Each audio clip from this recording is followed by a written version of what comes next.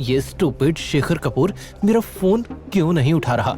पता नहीं कहाँ मर गया एक काम करने के लिए बोला था, वो भी नहीं हुआ।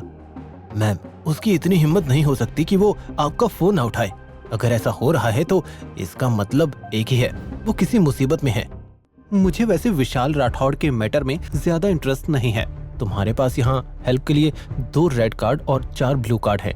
मैं दिल्ली आई हूँ उस बॉक्स को ढूंढने जो 3 साल पहले हमारे हाथ से निकल गया था। बॉक्स को नाइट वॉचमैन नंबर 0 लेकर गया था।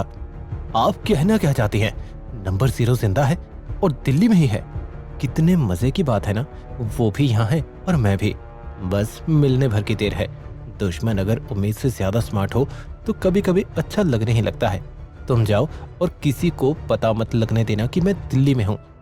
ये लड़की उर्वशी है, जिसे अंडरवर्ल्ड की दुनिया में रेड रोज नाम से भी जाना जाता है।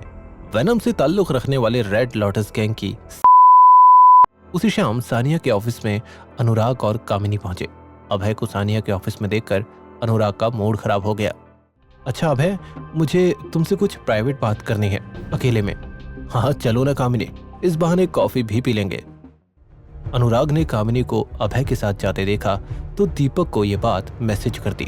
वहां दीपक ने मैसेज पढ़ा, ये अभय तुम्हारी नाक के नीचे से तुम्हारी फियांसे को उड़ा कर ले जाएगा। तुम देखते रह जाना, प्राइवेट बात करने गए हैं दोनों। दीपक गुस्से से आग बबूला हो गया।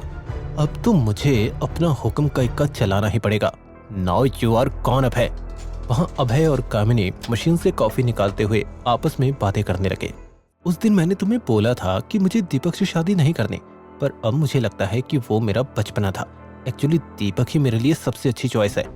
भले ही मेरा कामिनी के साथ कोई रिश्ता नहीं है, पर ह्यूमैनिटी के नाते इसे दीपक से बचाना चाहिए। अभय ये सोच ही रहा था कि तभी उसने देखा कि ऑफिस में हर कोई उसे घूर रहा था। अभय चले वापिस। अभय कामिनी के साथ सानिया के रूम में लौट आया। जब उसने वहां लगे टीवी पर आ रही न्यूज को देखा तो उसे समझ आ गया कि हर कोई उसे अजीब तरह से क्यों घूर रहा था। टीवी पर हेडलाइंस चल रही थी और एक पेपर की पुरानी कटिंग टीवी पर डिस्प्ले हो रही थी, जिसमें मर्डर की न्यूज थी। सानिया राठौड़ के मंगेतर अभय निकले खूनी, कॉलेज के दिनों में ही बन गए थे हत्यारे। विशाल राठौड़ के होने वाले दामाद अभय का था पहला ससुराल जेल। अगर पैसे वाले हो तो है 7 खून माफ। इसका जीता जागता सबूत है अभय, जो है राठौड़ फैमिली के होने वाले दामाद। क्या सानिया और विशाल पहले से जानते थे अभय का ये घिनौना सच? नहीं तो अब क्या हो पाएगी ये शादी? रूम में तंस्ट माहौल देखकर कामिनी ने टीवी बंद किया और अभय को समझाने लगी। अभय, ये सब ठीक हो जाएगा, तुम चिंता मत करो। सानिया समझदार है, वो सोच समझकर ही डिसीजन लेगी, है ना सानिया? सानिया ने कोई जवाब नहीं दिया। अनुराग साइड में खड़ा था और ये सब देखकर खुश हो रहा था। वो मन ही मन बुदबुदाया, वाह दीपक भाई, तुमने तो कमाल ही कर दिया। अब तो विशाल राठौड़ ये एंगेजमेंट तोड़ ही देगा और फिर से आ जाएगा अभय अपनी औकात पर। अभय रूम से बाहर निकला और स्मोकिंग जोन में जाकर सिगरेट चलाने लगा। विशाल ने अभय को सिगरेट चलाया। रोज पीते हो? केवल स्ट्रेस में, जो साल में 1-2 बार ही होता है। इतना ज्यादा मत सोचो, 5 दिन का नाटक है ये सब, फिर सब शांत। मेरी बात मानो, सानिया के पास वाले विला में शिफ्ट हो जाओ। मीडिया का वहां आना जाना अलाउड नहीं है। अभय ने कुछ सोचकर हाँ कर दिया। अभय विला में अकेले नहीं रहना चाहता था, इसीलिए उसने मनोज को भी वहां अपने साथ रहने के लिए मना लिया। सामान अंदर रखते हुए मनोज बोला, अभय तूने मर्डर भी ट्राई किया है?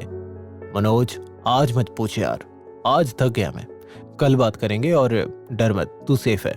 अभय ने इतना बोला ही था कि उसे किसी के आसपास होने का एहसास हुआ। अभय झट से बाहर गया।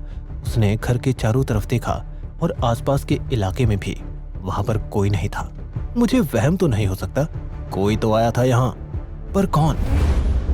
ये जानने के लिए देखिए बंदा ये बैड ऐसे का अगला एपिसोड सिर्फ पॉकेट एफएम के YouTube चैनल पर। और बंदा ये बैड ऐस के सारे एपिसोड्स को सुनने के लिए डिस्क्रिप्शन में दिए गए लिंक से डाउनलोड कीजिए पॉकेट एफएम ऐप।